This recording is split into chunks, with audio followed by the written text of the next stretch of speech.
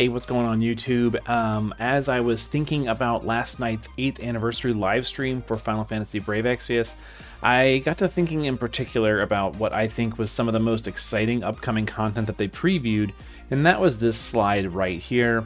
These updates to the series boss battles, telling us we can clear new missions to be rewarded with Lapis and new equipable abilities, just like we could back when we did the Sephiroth EXT version. So, you know, it's I think really exciting because it brings a lot of new challenges and stuff to do and a lot of great rewards potentially. But the reality of the Safer Sephiroth fight is that they did not really adjust Safer Sephiroth's AI at all, just gave him better stats. And we'll talk a little bit more about how much better stats he got, at least the information that you can find on the wiki. There's not a whole lot there, but there is some for us to talk about. But they didn't really make any changes to his AI or his incoming damage or his outgoing damage or anything like that. So I thought, what if they don't do any changes to the AI of these new bosses, right? What if they just bump their stats, leave the fights alone, just kind of make them bulkier, maybe do more damage, but like otherwise their AI is the same? I thought, like, what might be useful for some players is to start thinking about and start talking about like what it is you really need for these fights to kind of get ready for them, so that when the day comes on July 4th, you've got maybe an idea of what you can bring to these fights, assuming they don't change too much. And I think the fact that they didn't change Safer Sephiroth that much is potentially a good indicator that a whole lot won't change, but I hope that some things do. Because honestly, I was kind of surprised looking back over some of these fights and looking at what you need. While some of them were really difficult and challenging at the time, were some of the most challenging fights that we had available at the time. By today's standards, if they grow the same way Sephiroth did, probably will not be that difficult. Do some of them have some interesting mechanics and some things that are kind of annoying to deal with? Yes, we're going to talk about each one of those. Will you have to potentially gear some units for some pretty high bulk? Probably. Yes, I think you definitely will, and you'll see why in just a minute. But unless they make some changes, I think this is going to be pretty manageable. That said, I really hope that they make some changes and make some of these things a little more interesting, but don't do it in what I would consider a cheaty way, and we'll talk more about that as we go along. That said, we're going to start at the very, very top of my list, which is to talk about XDeath. So if you go back and you look at the series boss battle for Final Fantasy V, you know it comes in two waves.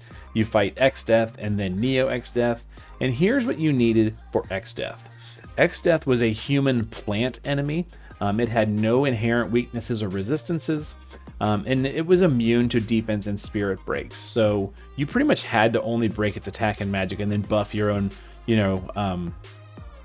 buff your own attack and magic to kind of like deal with the fact that you couldn't break his defenses. He uses fire, light, and non-elemental magic attacks as well as physical attacks. And if you want to be immune to damage, at least elemental damage, you have to have 150% fire and light resist because the boss will imperil you to fire and light. You also want to have petrify and death immunity, and the boss will dispel your buffs on certain turns. And then an important question: does this boss cheat? This boss definitely cheats because this boss has unresistible death attacks, and his white hole ability ignores provoke. The way it works is it targets specific party slots on specific turns, and if for some reason it doesn't target that party slot in that specific slot, it will go after another one in another specific slot. So it's very scripted as to who's getting hit when and where. You have to kind of place your unit strategically. If you want more information about that, definitely check out the wiki. But if you just look at this, you can kind of see like, okay, I want to bring like probably a magic tank and some source of mirage or evasion, and fire and light resist, petrified death immunity. I say death immunity because he has two types of death attacks. One is resistible and one is not. Definitely bring death resistance, because that way you can avoid the one that you can avoid. You know, there you go. But this boss is a dirty cheater, and we'll have to see, you know, what they do to change him. But that's what you kind of wanted to take out Exdeath the first time. But what about his other counterpart, Neo Exdeath, right? Neo Exdeath is a beast enemy. And this beast enemy has no inherent weaknesses or no resistances, or at least he didn't back in the day. Again, immune to defense and spirit breaks. This one uses fire, light, ice, lightning, wind, and non-elemental physical and magical attacks. So this one hits you with all kinds of bad stuff. And his big claim to fame is he does a 170% light imperil to the whole party. So your magic cover tank realistically needs to have 270 or better light resist here, and you need to have 100% resistance to the other elements. It doesn't do any imperils, just the one for the light.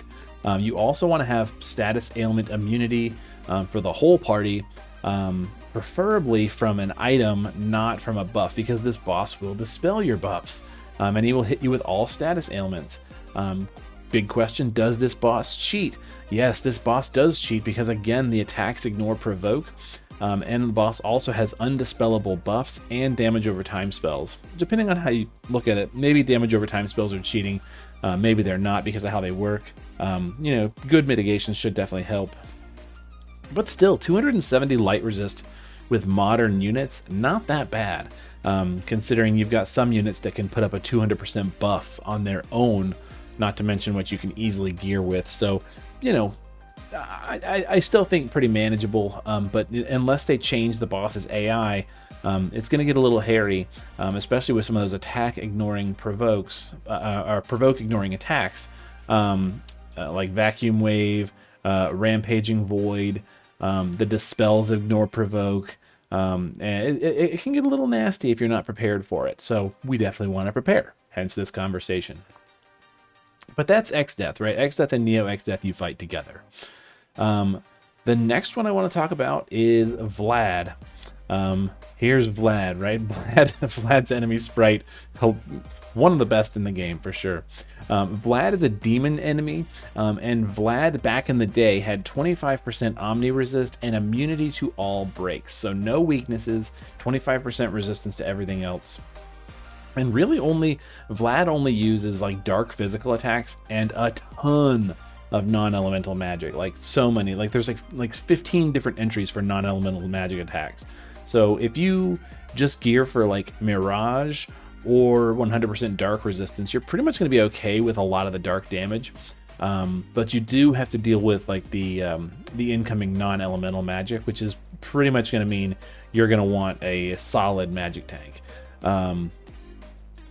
But that's not 100% going to work, right? Boss also does confusion and death, so you want to have immunity to those. The boss will also dispel your buffs. Are you noticing a trend here?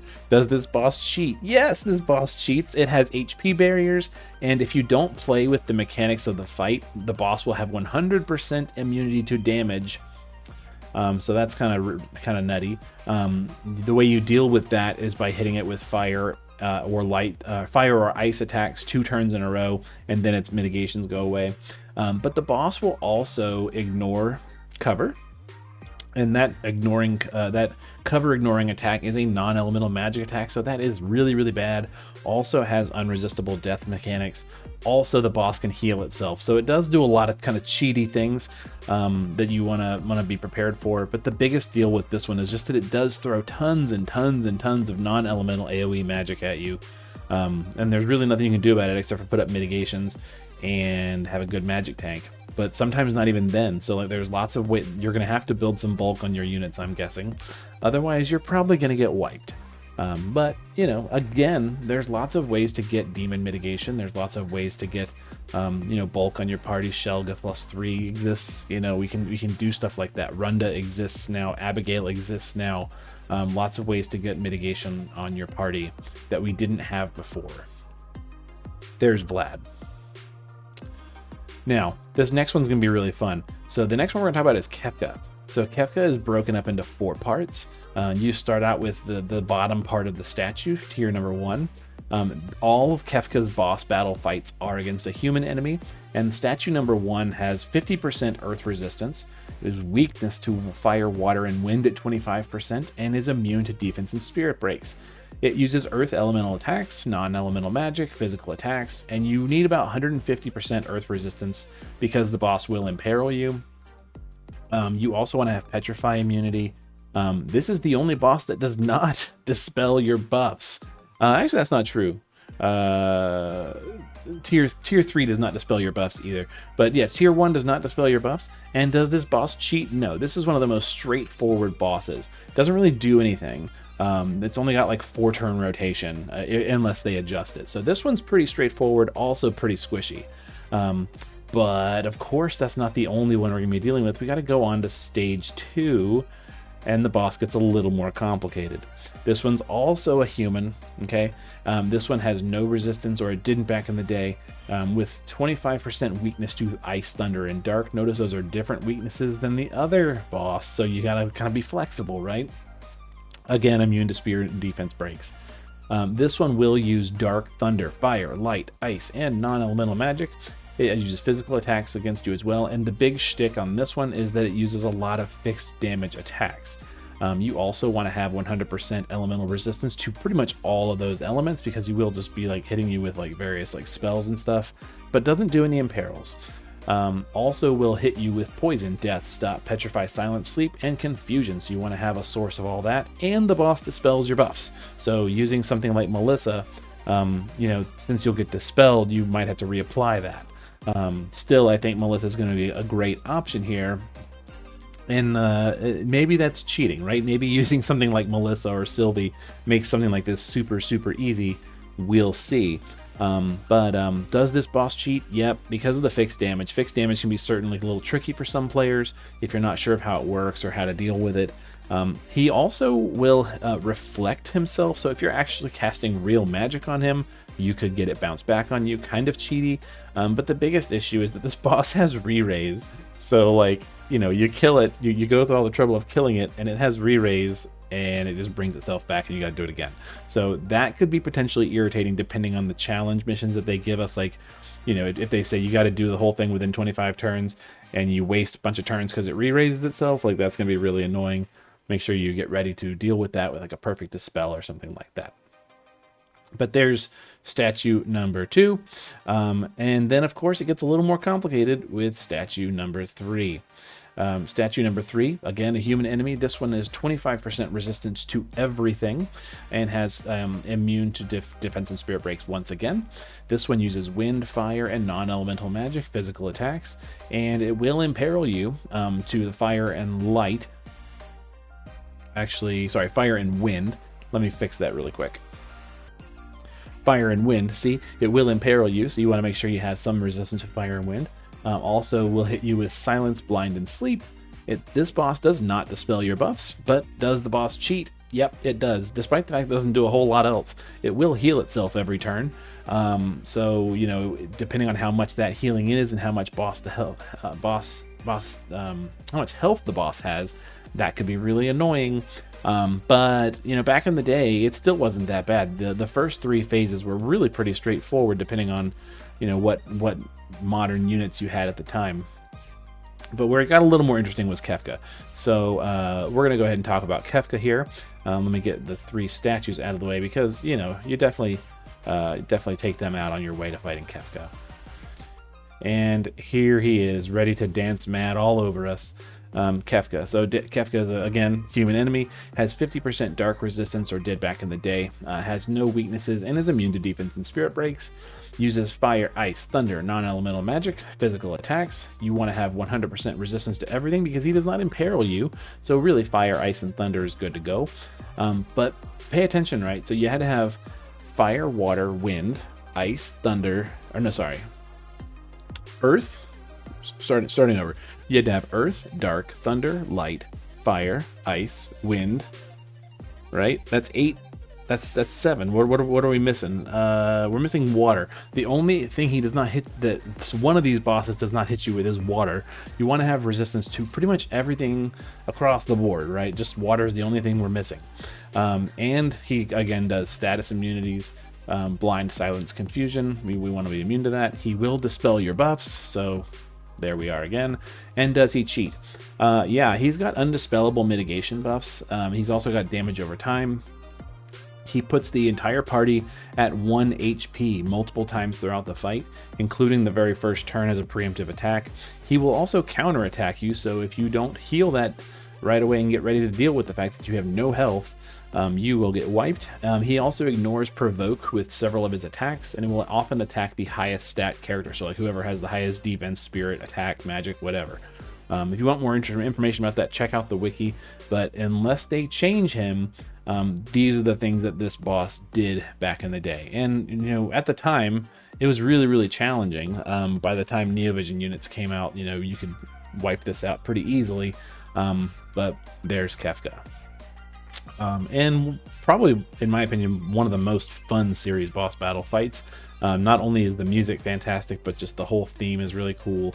You know, they really did a good job like recreating this series boss battle in FFBE, so I'm really excited to see this one come back and playing with it. But goodbye Kefka for right now, and let's talk about one of my favorite enemy sprites in the whole game. One of my favorites is the Chaotic Darkness. So Chaotic Darkness is a demon human enemy. This one back in the day absorbed darkness and had a 25% weakness to light. It was immune to defense and spirit breaks, and it uses dark, water, and non-elemental magic on you. It also uses physical attacks, and you want to have 175 dark and water resist because the boss will imperil you. Also hits you with paralyze, poison, blind, stop, death, confuse. So you want to have immunity. He dispels your buffs. Are you noticing a trend here? You know, immune to defense and spirit, dispels your buffs, non-elemental magic. Does the boss cheat? Yes, it does. It has HP barriers with heal over time mechanics. It also removes your status immunity buffs and will attack you with cover and provoke, ignoring attacks.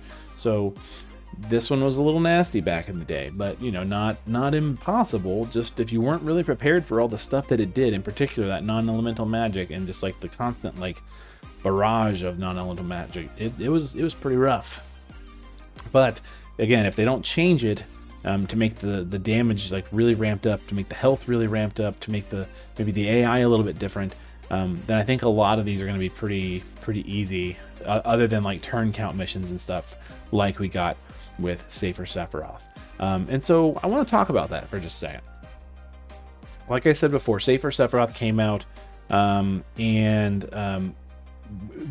Safer Sephiroth was originally released at the advanced difficulty, had 1,556,000,000 health, and then the EXT version has 15 billion health, 15 billion with a B, right? So that's an 864.01% HP gain. And that's really the only stat you can see that's any different on the wiki. The wiki doesn't have full stats on Sephiroth, so we can't see his attack and magic and defense and spirit and things like that. Rest assured, he's very bulky. He's got a lot of health. But that's a huge gain, right? 864% gain in his health. So I wanted to take a look and see, like, if we used that same percentage gain and compared that to the other bosses, what would their HP values look like? And I think the results are going to surprise you. Using that same projection, the boss's HP values would be for Exdeath, 993 million with an M, right? Neo Exdeath, 2.5 billion. Vlad, 3.075 billion. Kefka, 2.16 billion. Chaotic Darkness, 2.289 billion. And I asked myself, are these numbers realistic for a modern day challenge? And I think no. It's like they cannot just use the same values that they raised Sephiroth's health with, because these fights were some of the original series boss battles, and they were so early that their base difficulties had under 360 million health. And in order for us to have a modern day challenge, it has to be so much bigger, right? If Sephiroth went from 1 billion, 1.5 billion to 15 billion, you know, we need a significant jump. So there we are, right? Not to mention boosts to their actual stats, not to mention changes to their AI and things like that. But if they if they manage to do what they did with Sephiroth, right, and just change the HP and the defensive stats and otherwise make him not that threatening and just turn it into like a damage check where you just want to get it done in 15 turns or get it done in 25 turns or whatever, then maybe some of the information we discussed on some of these bosses could be useful to you. And I'm going to go ahead and take a screenshot of my little chart and put that in the comments as well. I was kind of using a chart to follow along with all this. Either way, it was fun to go back and look at some of these challenges that I remember being so challenging at the time. And I hope that maybe this will help you get excited about the upcoming series boss battle events next month. In the meantime, that's all I got for you. So if that was useful to you, let me know. Let me know how it went for you the first time you tried to fight some of these series boss battles. You know, what was your favorite? Do you have any that you're still working on and you just want to see a clear of? You know, for one reason or another, Neovision's units can clear most of these, but some of them are a little trickier than others. If you've got questions, you know, let me know. I'm happy to work on something for you. And we'll see you in tomorrow's news, because we have a doozy of a week coming out with a five race Clash of Wills boss. And that's going to lead to a pretty long preppers video. In the meantime, be good to each other, take care, and we will see you tomorrow.